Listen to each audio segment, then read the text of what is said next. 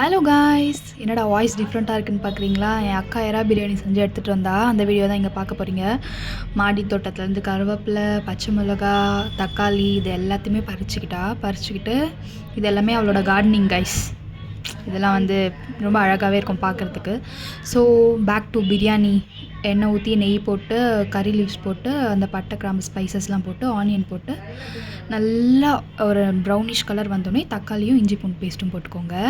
எல்லாம் போட்டு நல்லா வதக்கிட்டக்கப்புறம் அதுக்கப்புறம் க்ரீன் சில்லிஸ் ஆட் பண்ணிக்கோங்க. க்ரீன் சில்லி போட்டு நல்லா வதக்கிக்கோங்க.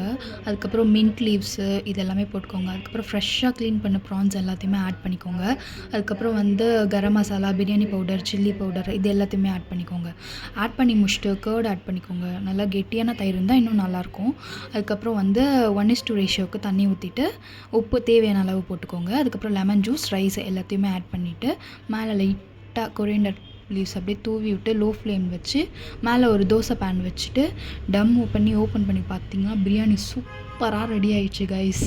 சூப்பராக இருந்துச்சு. நானுமே வந்து கடையில் வந்து டேஸ்ட் பண்ணி பார்த்தேன். இது கூட ஒரு முட்டைத்துக்கு கொடுத்துருந்தாங்க பாருங்கள், செம்ம சூப்பராக இருந்துச்சு. அந்த வீடியோ உங்களுக்கு வேணும்னா கமெண்ட் செக்ஷனில் சொல்லிடுங்க. இந்த வீடியோ உங்களுக்கு பிடிச்சிருந்தா சப்ஸ்கிரைப் பண்ணிக்கோங்க. பாய்.